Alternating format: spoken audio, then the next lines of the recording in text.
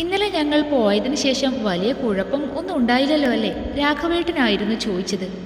വലിയ കുഴപ്പമില്ല, കുറേ പണികൾ തന്നു, അത്ര തന്നെ എന്ന് പറഞ്ഞ് ഞാൻ പുഞ്ചിരിച്ച് വീണ്ടും അടുക്കളയിൽ ചെന്നു.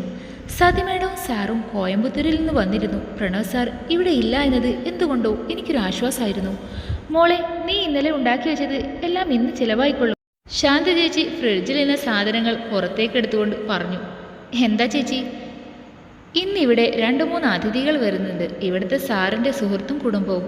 അവർക്ക് വിഭവസമൃദ്ധമായി കഴിക്കാൻ എല്ലാം ഒരുക്കാൻ മാഡം പറഞ്ഞു. ഇത്രയും ആഹാര സാധനം എന്തിനാ കളയുന്നത്? ചൂടാക്കി നമുക്ക് എടുക്കാം. ഞാൻ ചിരിച്ച് ചേച്ചിയുടെ കൂടെ കൂടി. പിന്നെ ഒരു കല്യാണത്തിൻ്റെ ചർച്ചയുണ്ട് എന്നാ കേൾക്കുന്നത്. കല്യാണമോ? ആരുടെ? വേറെ ആരുടെ? പ്രണവ് സാറിൻ്റെ തന്നെ. അത് കേട്ടപ്പോൾ എന്തോ ഒരു സങ്കടം തോന്നി. ആ പെൺകുട്ടിയെക്കുറിച്ച് ഓർത്തു. എങ്ങനെയാ അതുപോലെ തൊട്ടാൽ പൊട്ടുന്ന ഒരു സാധനത്തിൻ്റെ കൂടെ ജീവിക്കുന്നത്? ആ പെണ്ണിൻ്റെ വിധി. കുറച്ചു കഴിഞ്ഞപ്പോൾ പുറത്തുപോയ പ്രണവ് സാർ തിരികെ വന്നു. നേരെ മുകളിലേക്ക് പോയി. ഏതാണ്ട് ഉച്ച ആയപ്പോൾ പറഞ്ഞ അതിഥികൾ വന്നു. പണക്കാരൻ എന്ന് വിളിച്ചു പറയുന്ന രീതിയിൽ വസ്ത്രമൊക്കെ ധരിച്ച് ഒരു പുരുഷനും ഒരു സ്വർണ്ണക്കടയുടെ അംബാസഡറാണ് എന്ന രീതിയിൽ ഒരു സ്ത്രീയും. അവരുടെ മകളാണെന്ന് തോന്നുന്നു. അഹങ്കാരിയാണ് എന്ന് മുഖത്ത് തന്നെ എഴുതി വെച്ചിട്ടുണ്ട്. അവർ വന്നപ്പോൾ സാറും മാഡവും വന്നു. എല്ലാവരും ഹാളിൽ സീറ്റ് ഉറപ്പിച്ചു. സംസാരത്തിലേക്ക് കടന്നു. ബിസിനസ് കാര്യങ്ങളിൽ സംസാരിച്ചു തുടങ്ങിയത്. എങ്കിലും ശാന്ത ചേച്ചി പറഞ്ഞതുപോലെ തന്നെ കല്യാണകാര്യത്തിലേക്ക് അവസാനം വന്നു. ഞങ്ങളുടെ മകളെ ഇവിടേക്ക് അയക്കാൻ സന്തോഷമേ ഉള്ളൂ. ഞങ്ങൾക്ക് ഈ ബന്ധത്തിന് പൂർണ്ണ സമ്മതം. ഞാൻ ഡൈനിങ് ടേബിളിൽ തുടയ്ക്കുന്നത് കൊണ്ട് അവരുടെ സംസാരം നല്ലതുപോലെ കേൾക്കാം. ശാന്ത ചേച്ചി ആഹാര സാധനമായി എല്ലാം വന്നു. ഈശ്വര, ഈ കൊച്ചിനെയാണോ പ്രണവ് സാറിനെ കൊണ്ട് കല്യാണം കഴിപ്പിക്കുന്നത്? എന്തു പറ്റി ചേച്ചി? ഈ പെണ്ണ് മുമ്പും ഇവിടെ വന്നിട്ടുണ്ട്. അഹങ്കാരത്തിന് കയ്യും കാലും വെച്ച സാധനമാണ്. അപ്പോൾ എൻ്റെ മനസ്സിൽ ഒന്നേ വന്നുള്ളൂ, ചക്കിക്കൊത്ത ചങ്കരൻ. പ്രണവ് സാറിന് പറ്റിയ കൂട്ട്. ആൻറ്റി, പ്രണവ് എവിടെ? ഭാവി ഭർത്താവിനെ ആ കുട്ടി അന്വേഷിച്ചു. മുകളിലുണ്ട് മോളെ, ഞാൻ വിളിക്കാം. വേണ്ട ആൻറ്റി, ഞാൻ പോയി വിളിച്ചോണ്ട് വരാം എന്ന് പറഞ്ഞ് ആ പെണ്ണ് കുതിര ചാടുന്നത് പോലെ ചാടി മുകളിലേക്ക് പോകുന്നത് കണ്ടപ്പോൾ ചിരിയാണ് വന്നത്. എന്തിനാ മോളെ ചിരിക്കുന്നേ? അല്ല, ആ പോയ പെണ്ണിനെ തിരിച്ചുവരവ് ഓർത്ത് ചിരിച്ചു പോയതാ. അതെന്താ നീ അങ്ങനെ പറഞ്ഞേ? ചേച്ചി കണ്ടോ, ഞാൻ പറഞ്ഞു 10 സെക്കൻഡ് പോലും ആവുന്നതിന് മുമ്പ് പോയ അതേ സ്പീഡിൽ കവിളിൽ കൈയും വെച്ച് കരഞ്ഞുകൊണ്ട് തിരിച്ചിറങ്ങി വന്ന ആ പെണ്ണിനെയാണ് ഞങ്ങൾ കണ്ടത്. വാട്ട് ഹാപ്പൻ മോളെ? എന്തിനാ മോൾ കരയുന്നത്? ആ പെണ്ണിൻ്റെ അമ്മ ചോദിക്കാൻ തുടങ്ങി. അതൊന്നും പറയുന്നില്ലെങ്കിലും കവിളിൽ കൈയും വെച്ച് വാവിട്ട് കരഞ്ഞുകൊണ്ട് നിൽക്കുന്നത് കണ്ടപ്പോൾ തന്നെ മനസ്സിലായി മുകളിൽ ചെന്നപ്പോൾ സാറ് നല്ല സ്വീകരണമാണ് കൊടുത്തത് എന്ന്. അല്ല ഗായത്രി, ഇതെങ്ങനെയാവുമെന്ന് നിനക്കെങ്ങനെ മനസ്സിലായി? അനുഭവമാണ് ചേച്ചി എന്ന് പറഞ്ഞ് പ്രണവ് സാർ എന്നെ തല്ലിയ കവിളിൽ ഞാൻ കൈവച്ചു. എല്ലാവരും കൂടി ആ പെൺകുട്ടിയെ ആശ്വസിപ്പിച്ചുകൊണ്ട് നിന്നപ്പോഴാണ് പ്രണവ് സാർ താഴേക്ക് വന്നത്. എന്താ പ്രണവ് ഇത്? വീട്ടിൽ വരുന്ന ഗസ്റ്റിനോട് ഇങ്ങനെയാണോ പെരുമാറുന്നത്? എൻ്റെ റൂമിൽ ഇടിച്ചു കയറി വരുന്നവരോട് ഇങ്ങനെ പെരുമാറാനേ എനിക്കറിയുള്ളൂ എന്ന് കരുതി നിന്റെ ഭാര്യയാവാൻ പോകുന്ന കുട്ടിയാണിവൾ. ഓ, അപ്പോൾ അങ്ങനെയൊരു സംഭവം ഉണ്ടല്ലേ? ഗുഡ്. ബിസിനസ് ഡീൽ മാത്രമല്ല, മാരേജ് ഡീലും കൂടെയാണ് അല്ലേ എന്ന് പറഞ്ഞ് സാർ ആ പെൺകുട്ടിയുടെ അടുത്തേക്ക് പോയി. അടിച്ചതിന് ശേഷം ക്ഷമ ചോദിക്കാനായിരിക്കും, ശാന്ത ചേച്ചി പറഞ്ഞു. ഒരിക്കലുമല്ല. എൻ്റെ ഊഹം തെറ്റിയില്ല എന്ന് അടുത്ത സാറിൻ്റെ പ്രതികരണം വ്യക്തമാക്കി. നിനക്ക് എന്നെ കല്യാണം കഴിക്കണോടി? എല്ലാവരുടെയും മുമ്പിൽ വെച്ച് ദേഷ്യത്തോടെ ആ പെൺകുട്ടിയോട് ചോദിച്ചു. ചോദിച്ചത് കേട്ടില്ലേ? നിനക്കെന്നെ കല്യാണം കഴിക്കണോ എന്ന്? വേണ്ട. വീണ്ടും കടുപ്പിച്ച് ചോദിച്ചപ്പോൾ ഉത്തരവും വന്നു. How dare you! എൻ്റെ മോളെ തല്ലിയതും പോരാ, അവളോട് ഞങ്ങളുടെ മുമ്പിൽ വെച്ച് തന്നെ ഇങ്ങനെ ബിഹേവ് ചെയ്യുന്നു. നിനക്കെന്നെ അറിയില്ല. നല്ലതുപോലെ അറിയാം. നിങ്ങൾക്ക് എന്താ ചെയ്യാൻ കഴിയുക എന്നും അറിയാം.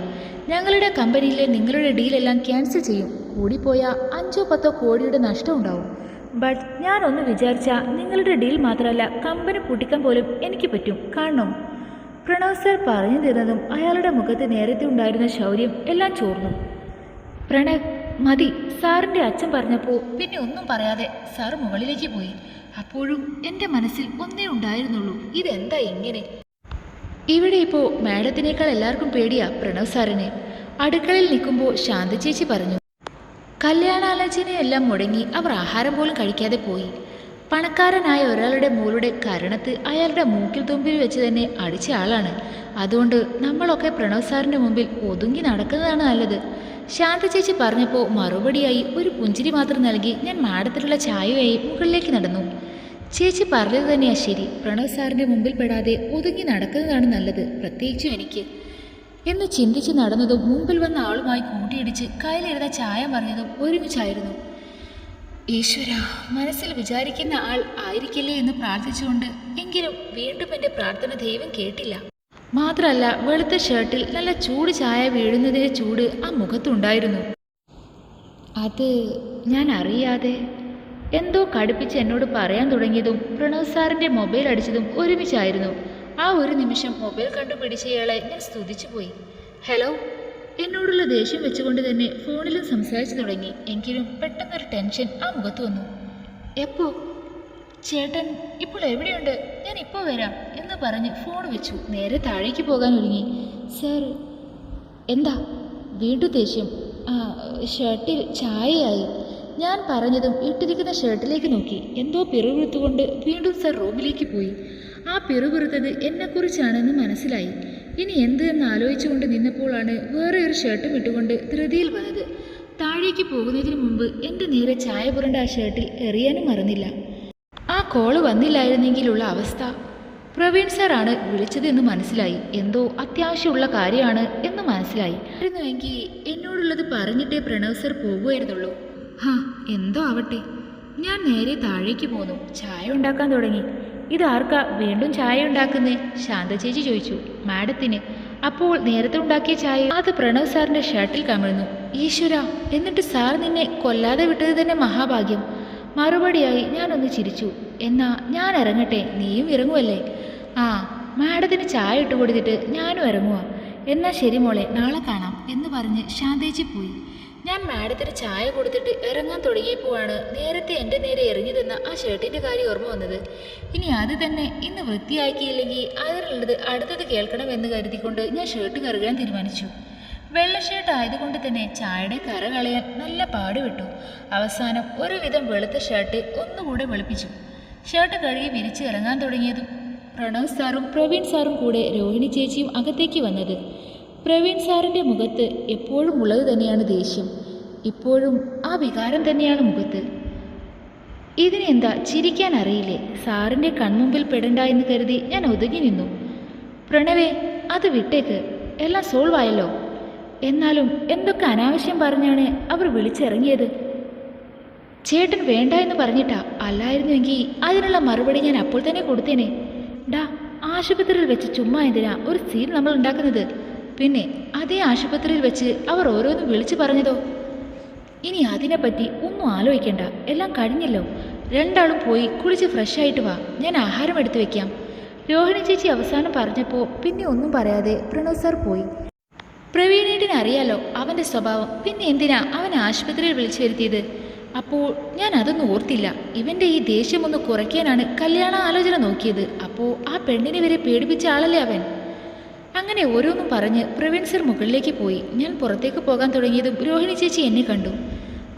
ഗായത്രി ഇതുവരെ പോയില്ലേ? പോകാൻ തുടങ്ങുമായിരുന്നു ചേച്ചി. അല്ല മാഡം. അതെന്താ ഒരു മാഡം വിളി? ആദ്യം വിളിച്ചതുപോലെ ചേച്ചി തന്നെ വിളിച്ചാൽ മതി. എന്നെ അങ്ങനെ വിളിക്കാൻ ആകെ ഒരാളേ ഉള്ളൂ, പ്രണവ്. ഒരാളും കൂടി ഇരിക്കട്ടെ എന്ന് പറഞ്ഞ് ചിരിച്ചുകൊണ്ട് ചേച്ചി അടുത്തേക്ക് വന്നു. ഞാൻ ആഹാരം എടുത്തു വെച്ചിട്ട് ഇറങ്ങാം. അത് സാരമില്ല, ഞാൻ എടുത്തു കൊടുക്കാം. മാത്രമല്ല പ്രണവ് നല്ല ദേഷ്യത്തില്ല. അവൻ്റെ മുമ്പിൽ ഗായത്രി പോയാൽ ചിലപ്പോൾ എല്ലാ ദേഷ്യവും തീർക്കുന്നത് നിൻ്റെ അടുത്തായിരിക്കും. അതെപ്പോഴും ദേഷ്യമാണല്ലോ. ഞാൻ പോലും അറിയാതെ എൻ്റെ നാവിൽ നിന്ന് വന്നത് കേട്ട് രോഹിണി ചേച്ചി ചിരിച്ചു. അതും ശരിയാണ്. പക്ഷേ ഇന്നൊരു ചെറിയ സംഭവം ഉണ്ടായി. പ്രവീണേറ്റിൻ്റെ കാർ ഇന്ന് ഒരാളുടെ മേൽ തട്ടി. പ്രണവ് പോലും ഓവർ സ്പീഡിൽ പോകുമ്പോൾ താക്കീത് കൊടുക്കുന്ന ആളാണ്.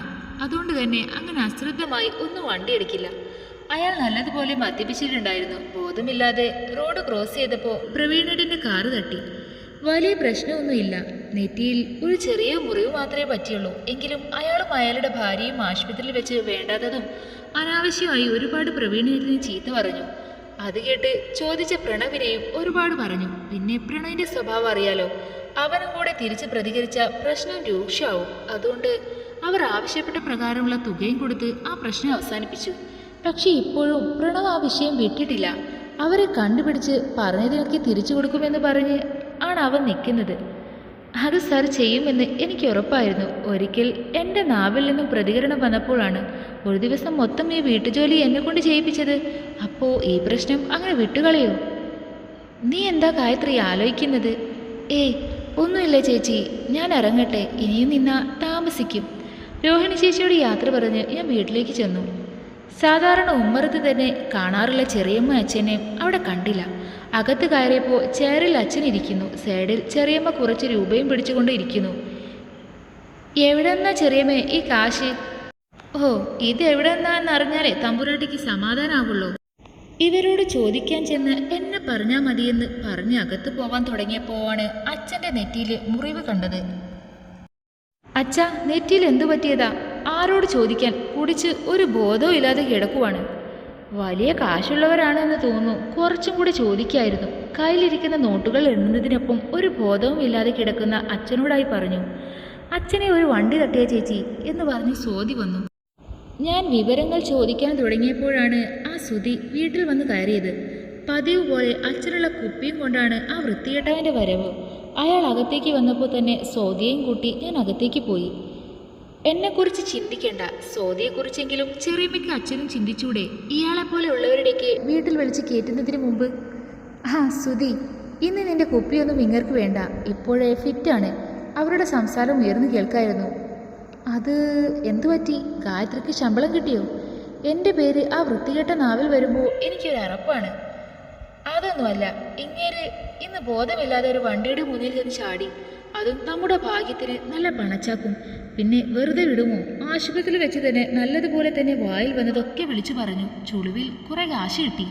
ആ കാശിൽ വാങ്ങിയ കുപ്പിയടിച്ചാണ് ഫിറ്റായി കിടക്കുന്നത്. ആഹാ, എന്നെ വിളിക്കാതിരുന്നത് എന്തായിരുന്നു?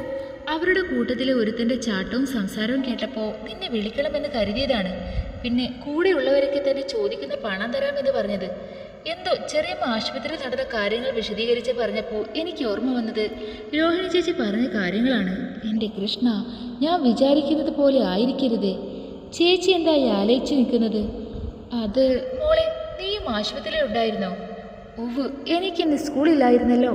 അതുകൊണ്ട് അച്ഛൻ ആശുപത്രിയിലാണ് എന്ന് കോൾ വന്നപ്പോൾ ഞാൻ അമ്മയും കൂടെയല്ലേ പോയത്. ആരുടെ വണ്ടിയാണ് ഇടിച്ചതെന്ന് നിനക്കറിയാമോ? ഇല്ല ചേച്ചി, എന്തു പറ്റി? ഏയ് ഒന്നുമില്ല എന്ന് അവളോട് പറഞ്ഞ് ഞാൻ സ്വയം ആശ്വസിച്ചു. അത് പ്രവീൺ സാറിൻ്റെ വണ്ടി ആയിരിക്കില്ല. ആ ചേച്ചി, അതിൽ ഒരാളുടെ പേരെനിക്കറിയാം. ഞാൻ അവളുടെ മുഖത്ത് നോക്കി. ഈശ്വര, പ്രതീക്ഷിച്ച പേരായിരിക്കരുതേ. പ്രണവ്.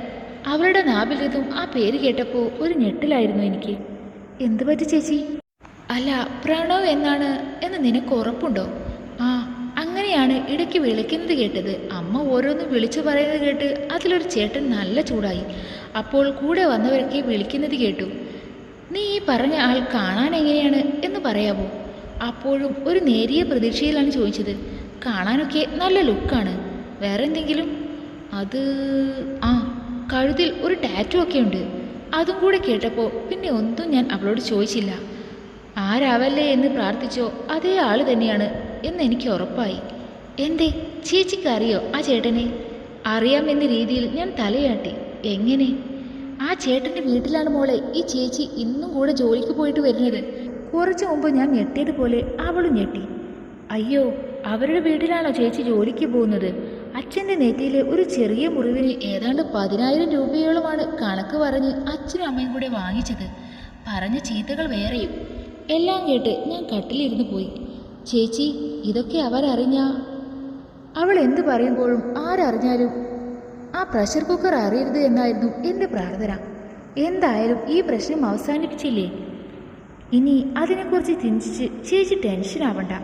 അപ്പോഴും എൻ്റെ മനസ്സ് എന്നോടൊന്നും അവസാനിച്ചിട്ടില്ല, മറിച്ച് ഇതെന്തിൻ്റെയോ തുടക്കം മാത്രമാണ് എന്ന് പറഞ്ഞുകൊണ്ടിരുന്നു.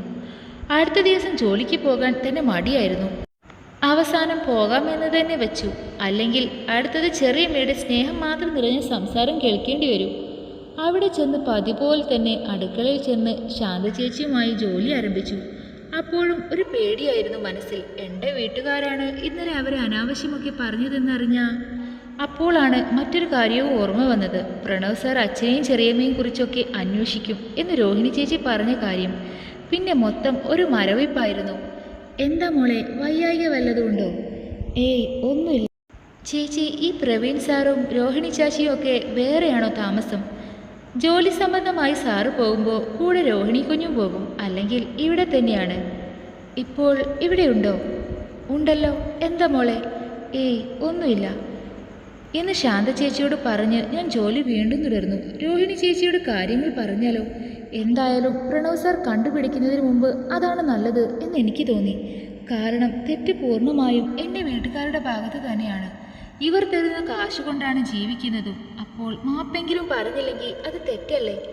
ചേച്ചി, ഞാൻ ഇപ്പോൾ വരാം എന്ന് ശാന്ത ചേച്ചിയോട് പറഞ്ഞുകൊണ്ട് ഞാൻ രോഹിണി ചേച്ചിയെ കാണാൻ മുകളിലേക്ക് ചെന്നു. എന്തോ ഫയൽ നോക്കിക്കൊണ്ട് പ്രവീൺ സാർ ഇരിക്കുന്നു. അടുത്ത് തന്നെ രോഹിണി ചേച്ചിയും. ചേച്ചിയെപ്പോലെ തന്നെയാ പ്രവീൺ സാറും. എൻ്റെ അവസ്ഥ മനസ്സിലാവാതെ ഇരിക്കില്ല. ഞാൻ അവരുടെ അടുത്തേക്ക് ചെന്നു. ചേച്ചി, വിളി കേട്ട് രണ്ടുപേരും എൻ്റെ മുഖത്ത് നോക്കി. എന്താ ഗായത്രി? അത് എനിക്കൊരു കാര്യം. എൻ്റെ പരുങ്ങൾ കണ്ടതുകൊണ്ടാവും എന്തോ കാര്യമായ കാര്യമാണെന്ന് രണ്ടുപേർക്കും മനസ്സിലായി. ഞാൻ പറയാതെ മടിച്ചു നിന്നപ്പോൾ പ്രവീൺ സർ പറഞ്ഞു, എന്താണെങ്കിലും പറഞ്ഞോളൂ, കാശിൻ്റെ വല്ല ആവശ്യമാണോ? ഏയ് അതല്ല, ഇന്നലെ ആശുപത്രിയിൽ വെച്ച് അത് സാറിൻ്റെ കാർ ഇന്നലെ ഇടിച്ചത് എൻ്റെ അച്ഛനെയായിരുന്നു. ഞാൻ പറഞ്ഞു തീർന്നതും രണ്ടുപേരും ഇരുന്നിടത്ത് നിന്നും എഴുന്നേറ്റു. ഞാൻ തുടർന്നു. വീട്ടിൽ ചെന്നപ്പോൾ ആണ് മനസ്സിലായത്. ഒന്നും മനസ്സിൽ വെക്കരുത്. എൻ്റെ വീട്ടുകാർ പറഞ്ഞതിനെല്ലാം ഞാൻ മാപ്പ് ചോദിക്കുന്നു. ഒരു നിമിഷം ഒന്നും പറയാതെ അവർ രണ്ടുപേർ നിന്നു. ആവശ്യത്തിനേക്കാൾ കൂടുതൽ പണമാണ് ആവശ്യപ്പെട്ടത് എന്നും അറിയാം. ആ പണം ഞാൻ ജോലി ചെയ്താണെങ്കിലും വീട്ടിക്കൊള്ളാം. ഈ ഒരു പ്രശ്നത്തിൻ്റെ പേരിൽ എന്നെ ഇവിടെ നിന്ന് പറഞ്ഞു വിടരുത്. അവസാനം എന്തോ നിസ്സഹായത കൊണ്ടാവാം എൻ്റെ കണ്ണ് നിറഞ്ഞത്. മൗനം വെടിഞ്ഞ് രോഹിണി ചേച്ചി എൻ്റെ അടുത്തേക്ക് വന്ന് സംസാരിച്ചു. സാരമില്ല മോളെ, എല്ലാം തുറന്നു പറയാനുള്ള മനസ്സ് നീ കാണിച്ചല്ലോ. അതിൽ നിന്ന് തന്നെ നിന്റെ മനസ്സ് മനസ്സിലാക്കാൻ പറ്റുന്നതേ ഉള്ളൂ. അതെ ഗായത്രി, ഞാൻ അതൊക്കെ ഇന്നലെ തന്നെ മറന്നു. അതൊന്നും ഓർത്തു കൂട്ടി ഇനി ടെൻഷൻ ആവണ്ട. രോഹിണി ചേച്ചിയോടൊപ്പം പ്രവീൺ സാറും എന്നെ ആശ്വസിപ്പിച്ചു. ആ പിന്നെ തൽക്കാലം ഇതൊന്നും പ്രണവ് അറിയണ്ട. അവനിനി... രോഹിണി ചേച്ചി വാക്കുകൾ മുഴുമിപ്പിക്കാതെ ഞെട്ടലോടെ എൻ്റെ പിന്നിൽ ആരെയോ നോക്കി നിന്നു. പ്രവീൺ സാറും. അവരുടെ ശ്രദ്ധ പോകുന്നിടത്തേക്ക് ഞാനും നോക്കി. അതേ ഞെട്ടൽ എന്നിലുണ്ടായി.